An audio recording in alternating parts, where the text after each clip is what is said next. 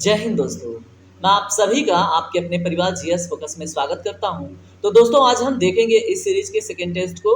और जैसे हमने पहला देखा था, सभी महत्वपूर्ण GK GS current affair UP special और विविध प्रश्नावली जो आपके UP police, RPF, MTS, CHSL इसके समतुल्य सभी एग्जामों में जो आपको हेल्प करेगा। ठीक है, तो चलिए अपना पहला क्वेश्चन देखते हैं और ध्यान से आप टेस्ट अटेंड करेंगे और अपना जल्दी जल्दी से रिवाइज करेंगे। पहला प्रश्न ध्यान से पढ़िए, आर्ट एंड कल्चर से है, यानी कि कला एवं संस्कृत से। निम्नलिखित में से कौन सा एक प्रसिद्ध असमिया त्योहार है? तो दोस्तों दिए गए ऑप्शन में ऑप्शन नंबर डी करेक्ट है, रुंगाली बिहू। ठीक है, तो याद रखेंगे आप। चलिए अब हम बात करेंगे अगले प्रश्न के ऊपर, प्रश्न नंबर दूसरा। यहाँ पे देखिए थोड़ा सा रुंगाली बिहू के बारे में चर्चा है कि अगर आपसे प्रश्न पूछा जाए जो बिहू फेस्टिवल है ये किस लिए मनाई जाती है, तो दोस्तों फसल कटाई के लिए ये प्रमुख त्योहार है। ठीक है, और ये फसल पकने की खुशी में मनाया जाता है, ये बात आप याद रखेंगे। अगर बात हुआ कि बिहू शब्द सबसे पहले किन्होंने दिया, तो दिमासा लोगों ने दिया था। और बिहू को पहले किस नाम से जानते थे, तो बिसु के नाम से जानते थे। ठीक है, इतनी बातें याद रखिएगा। चलिए प्रश्न नंबर 2 देखिए, निम्नलिखित में से किस भाषा को केंद्र सरकार द्वारा शास्त्रीय भाषा का दर्जा दिया गया है? तो मेरे दोस्तों इसका राइट आंसर है ऑप्शन नंबर बी, तमिल भाषा। ठीक है, अब इसके बैकग्राउंड में जाके अगर प्रश्न बने तो यहाँ पे थोड़ा सा उसके बारे में पढ़िएगा। देखिए 2004 में क्या हुआ, तमिल को क्या मिला, शास्त्रीय भाषा का दर्जा। ठीक है, और अगर शास्त्रीय भाषा का दर्जा किसी भाषा को मिलता है तो उसके लिए कुछ कंडीशन है, वो बहुत प्राचीन होना चाहिए, उसकी विशिष्ट विरासत होनी चाहिए और उस भाषा में बहुत सारी मतलब किताबें लिखी रहनी चाहिए। ठीक है, तो ये कंडीशन है और ये तमिल भाषा है जिसको 2004 में केंद्र सरकार द्वारा शास्त्रीय भाषा का दर्जा दिया गया है। चलिए बात करेंगे प्रश्न नंबर 3 के ऊपर। पुष्कर मेला कहाँ पे आयोजित होता है? तो मेरे दोस्तों इसका जो राइट आंसर है वो ऑप्शन नंबर बी, अजमेर। तो दोस्तों पुष्कर मेला ऊँटों का, ठीक है, जैसे ऊँटों का बाजार बोल लें या ऊँटों का मेला बोल लें, तो उससे संबंधित सबसे बड़ा मेला है जो राजस्थान के अजमेर में लगता है। याद रखिएगा आप। चलिए प्रश्न नंबर 3 के बारे में यहाँ पे लिखा हुआ है, आपको मिल जाएगा पीडीएफ, वहाँ से आप रिवाइज कर लीजिए। चलिए बात करेंगे प्रश्न नंबर 4 के ऊपर।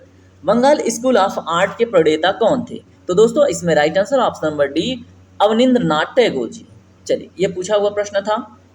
लोक चित्रकला मधुबनी किस राज्य में लोकप्रिय है? तो दोस्तों ये बिहार राज्य में लोकप्रिय है और मधुबनी पेंटिंग को जीआई टैग मिल चुका है। कहाँ पे? मधुबनी में, बिहार में। ठीक है, अगर बात करें जीआई टैग फर्स्ट टाइम किसको दिया गया था दोस्तों, तो ये किसको दिया गया था? दार्जिलिंग के चाय को। ठीक है, दार्जिलिंग के चाय को मिला था, तो आप ये बात याद रखेंगे। ठीक है, और कब मिला था अगर ऐसा प्रश्न बने तो 2003 में। ठीक है, चलिए बात करेंगे प्रश्न नंबर 6 के ऊपर।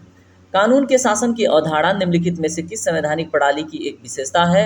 तो दोस्तों कानून के शासन की जो अवधारणा है वो ब्रिटेन की कॉन्स्टिट्यूशन की एक विशेषता है, याद रखेंगे आप। चलिए अब बात करेंगे हम प्रश्न नंबर 7 के ऊपर। भारतीय संविधान का संरक्षक कौन है? तो मेरे दोस्तों इसका जो राइट आंसर है, अगर संरक्षक की बात हो रही है तो भारत के मुख्य न्यायाधीश। आप कमेंट सेक्शन में बात करेंगे, जैसे अब मैं आपसे बात करूंगा कमेंट सेक्शन में कि आप वहां पे रिप्लाई करें कि भारत के मुख्य न्यायाधीश का जो पद है वो किस अनुच्छेद के अंतर्गत है और वर्तमान में भारत के मुख्य न्यायाधीश कौन है। चलिए यहाँ पे थोड़ा सा राष्ट्रपति के बारे में जान लीजिए, भारत के राष्ट्रपति के बारे में। देखिए अगर बात हो कि भारत के राष्ट्रपति का प्रावधान किस अनुच्छेद में है, तो अनुच्छेद 52 में। संघ कार्यपालिका की शक्ति किसके में निहित है? राष्ट्रपति में। यह प्रावधान अनुच्छेद 53 में लिखा गया है। राष्ट्रपति के निर्वाचन से संबंधित जो बातें हैं वो अनुच्छेद 54 में दी गई हैं और राष्ट्रपति के निर्वाचन की जो प्रथा होगी, जो रीति होगी, जो तरीका होगा वो अनुच्छेद 55 में है।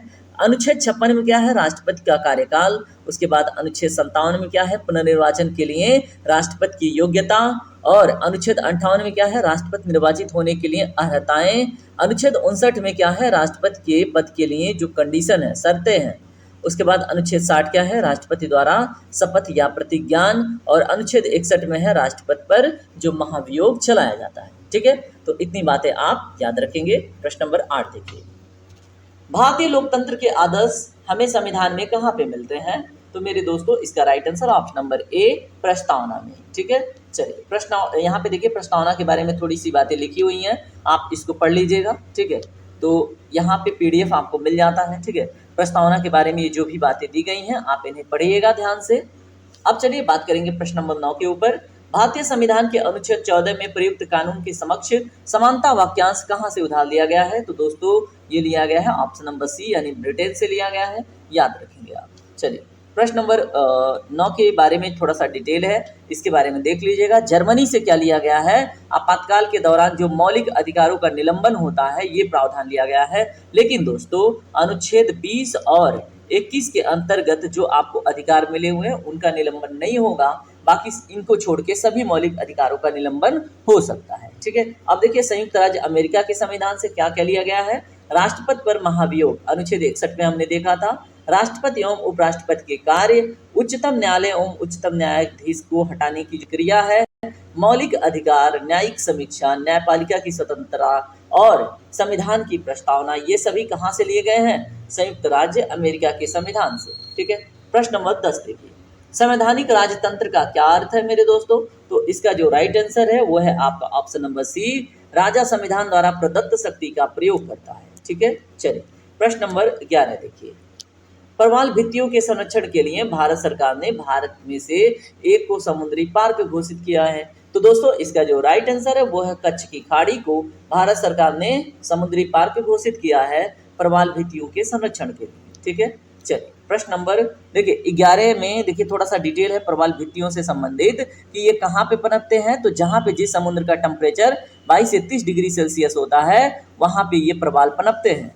प्रवाल की वृद्धि के लिए पानी की गहराई 200 मीटर से अधिक नहीं होनी चाहिए, ये भी एक कंडीशन है। अगर बात करेंगे प्रवाल मतलब अगर बात करें केवल खारे पानी में रह सकते हैं और उनके लिए समुचित विकास और औसत लवणता 27 से 40% के बीच होनी चाहिए। तो ये कहाँ पे रह सकते हैं, खारे पानी में ही ये पनप सकते हैं। ठीक है, दुनिया की 1/3 से अधिक प्रवाल भित्तियाँ ऑस्ट्रेलिया, इंडोनेशिया, फिलीपींस के प्रदेशों में स्थित हैं। ठीक है, तो याद रखिएगा आप। चलिए बात करेंगे अगले प्रश्न पे, भारत में निम्नलिखित में से किस राज्य की तटरेखा सबसे लंबी है। तो दोस्तों इसमें right answer option number D, Gujarat. ठीक है, तो आप यहाँ पे गुजरात की जो तटरेखा है ये सबसे लंबी है। ठीक है, और इसको काठियावाड़ के नाम से जानते हैं। किस नाम से जानते हैं दोस्तों, काठियावाड़।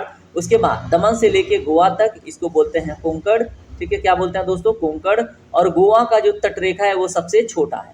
तो देखिए गुजरात का सबसे बड़ा है, गोवा का सबसे छोटा है, इतना याद रखिएगा। तटीय प्रदेशों में 9 प्रदेश हैं, ये भी याद रखिएगा।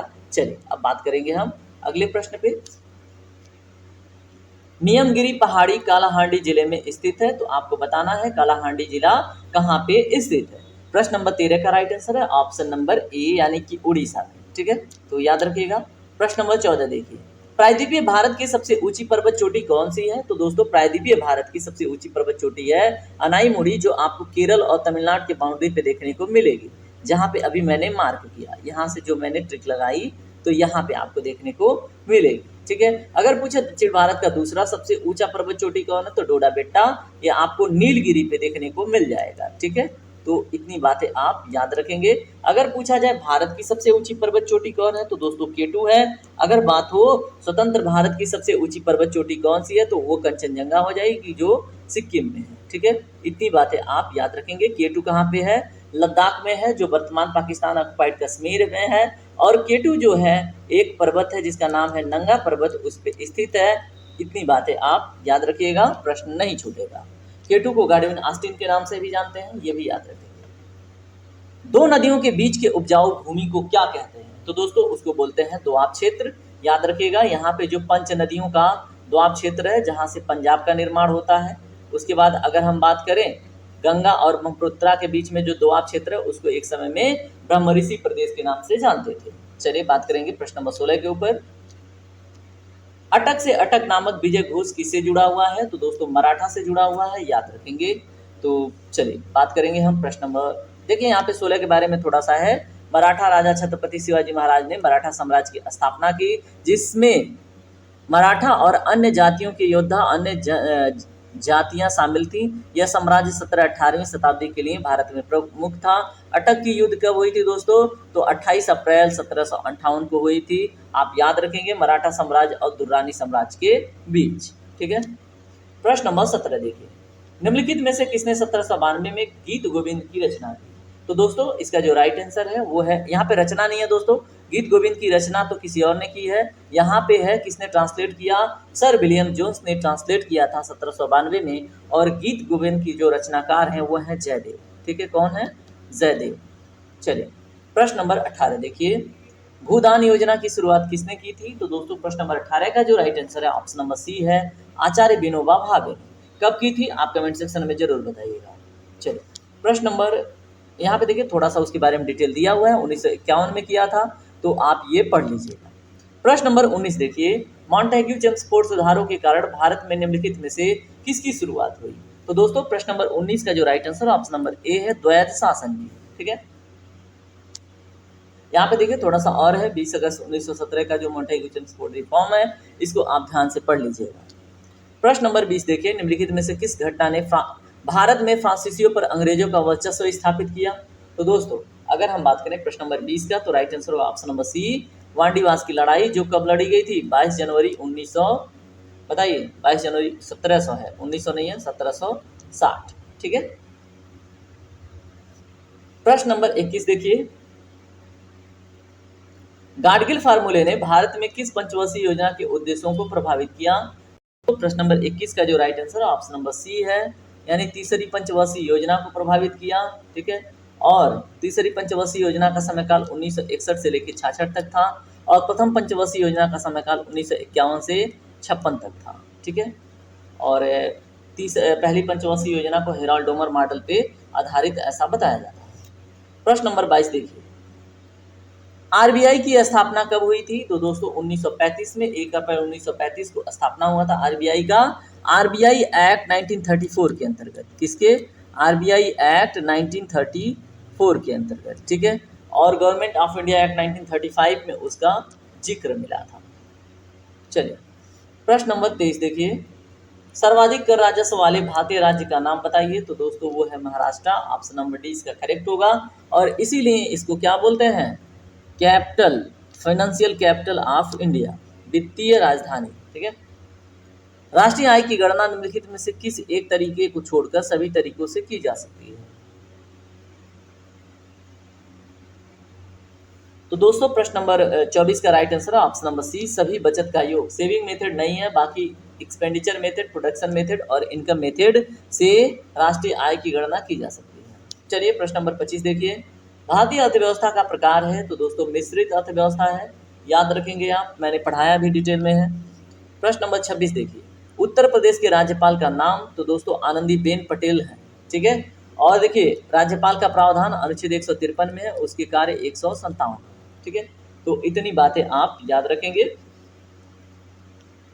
प्रश्न नंबर 27 देखिए, उत्तर प्रदेश में स्थानीय स्वायत्त शासन का ढांचा किस प्रकार का है? तो दोस्तों त्रिस्तरीय है। देखिए विलेज यानी गांव लेवल पे है, उसके बाद ब्लॉक लेवल पे है, उसके बाद डिस्ट्रिक्ट लेवल पे है। ये त्रिस्तरीय संरचना है, इसको आप याद रखेंगे। चलिए बात करेंगे प्रश्न नंबर, अब बात करेंगे प्रश्न नंबर 28 के ऊपर, इसको ध्यान से पढ़ें आप। किस सन में उत्तर प्रदेश का नाम संयुक्त प्रांत रखा गया? तो दोस्तों 1937 में। ठीक है, इसके बारे में थोड़ी सी और बातें हैं, जैसे मान लीजिए इसको आगरा और अवध के संयुक्त प्रांत के रूप में भी जाना जाता था। तो अगर ऐसा प्रश्न बने तो 1902 ईस्वी से पहले। ठीक है, 1902 ईस्वी से पहले इसको आगरा और अवध का संयुक्त प्रांत के नाम से जानते थे। 1 अप्रैल 1937 को ब्रिटिश शासन ने इसको यूनाइटेड प्रोविंस यानी संयुक्त प्रांत का नाम दे दिया। उसके बाद भारत की आज़ादी के बाद 24 जनवरी 1950 से इसका नाम उत्तर प्रदेश रख दिया गया। ठीक है, तो याद रखिएगा, लखनऊ को प्रदेश की राजधानी बनाई गई, ये भी याद रखिएगा। 18 डिवीजन किए गए, 75 जिलों में बांटा गया। ठीक है, इतनी बातें याद रखेंगे आप। चलिए प्रश्न नंबर 29 देखिए, उत्तर प्रदेश में प्रसिद्ध बुलंद दरवाजा कहाँ स्थित है? तो दोस्तों प्रश्न नंबर 29 का right answer option number A, Fatehpur Sikri में। किसने बनवाया था दोस्तों? अकबर ने बनवाया था। और कब बनवाया था ऐसा प्रश्न बने तो 1571 ईस्वी में। ठीक है, कब? 1571 ईस्वी में। ठीक है, चलिए प्रश्न नंबर, यहाँ पे देखिए उसके बारे में थोड़ी सी बातें हैं, इसको पढ़ लीजिएगा। प्रश्न नंबर 30 देखिए, उत्तर प्रदेश में अयोध्या में स्थित शिलालेख किस काल का है? तो दोस्तों इसका राइट आंसर होगा ऑप्शन नंबर सी, शुंग काल का। इसके बारे में थोड़ी सी जानकारी यहाँ पे लिखी गई है। पुष्यमित्र शुंग इस राजवंश के प्रथम शासक थे। पुराणों में पुष्यमित्र शुंग को सेनानी कहा गया है। इतनी बातें, ठीक है, इसके बारे में पढ़िएगा। प्रश्न नंबर 31 देखिए, करंट अफेयर का। हाल ही में भारत और किस देश ने विधि और विवाद समाधान के क्षेत्र में सहयोग संबंधित समझौता ज्ञापन पर हस्ताक्षर किए हैं? तो दोस्तों ये है ऑप्शन नंबर बी, यानी सिंगापुर और भारत ने। अब यहाँ पे थोड़ी सी बातें हैं, सॉरी यहाँ पे प्रश्न नंबर 32 है। चुनाव आयोग ने अर्जुन पुरस्कार विजेता शीतलला देवी को अपना राष्ट्रीय दिव्यांग आइकन घोषित किया है? वह किस खेल से संबंधित है दोस्तों? तो ऑप्शन नंबर सी करेक्ट है, तीरंदाजी से। ठीक है, याद रखेंगे आप। ये जम्मू कश्मीर के छोटे से गांव से बिलोंग करती हैं शीतल देवी, और इनको अर्जुन अवार्ड दिया गया है। और यहाँ पे थोड़ी सी उनके बारे में बातें हैं, ये आप पढ़ लीजिए। चलिए प्रश्न नंबर 33 देखिए। दिल्ली के उदय भाटिया और हरियाणा के मानसी गुप्ता को 14 मार्च 2024 को डायना स्मृति पुरस्कार से सम्मानित किया गया। ठीक है, तो आपको बताना है यह पुरस्कार किस क्षेत्र में दिया जाता है। तो दोस्तों प्रश्न नंबर 33 का जो राइट आंसर है वो है ऑप्शन नंबर ए, मानवीय कल्याण के लिए। ठीक है, प्रश्न नंबर 34 देखिए। हाल ही में भारतीय सेना ने पाकिस्तान सीमा के पास कहाँ पे पहला अपाची लड़ाकू हेलीकॉप्टर स्क्वाड्रन स्थापित किया है? तो दोस्तों भारतीय सेना ने कहाँ पे स्थापित किया है? प्रश्न नंबर 34 का right answer option number C, Jodhpur में। ठीक है, प्रश्न नंबर 35 देखिए। तमिली साई सुंदर राजन ने राज्यपाल पद से इस्तीफा दे दिया है। राज्यपाल अपना इस्तीफा किसे सौंपते हैं, ऐसा प्रश्न है। तो इसका जो राइट आंसर है दोस्तों ऑप्शन नंबर ए है, राष्ट्रपति को। ठीक है, प्रश्न नंबर 36 देखिए। निम्नलिखित में से किसको हाल ही में प्रतिष्ठित PV Narasimha Rao memorial award से सम्मानित किया गया है? तो दोस्तों प्रश्न नंबर 36 का राइट आंसर है option number A, Ratan Tata जी को। ठीक है, याद रखेंगे आप। चलिए अब हम बात करेंगे प्रश्न नंबर 37 के ऊपर, ध्यान से पढ़िएगा। केंद्रीय मंत्री अर्जुन मुंडा ने किस राज्य में जनजातीय संस्कृति और विरासत के संरक्षण और संवर्धन केंद्र की आधारशिला रखी है? तो दोस्तों इसमें right answer option number B, Jharkhand में। चलिए बात करेंगे प्रश्न नंबर 38 के ऊपर।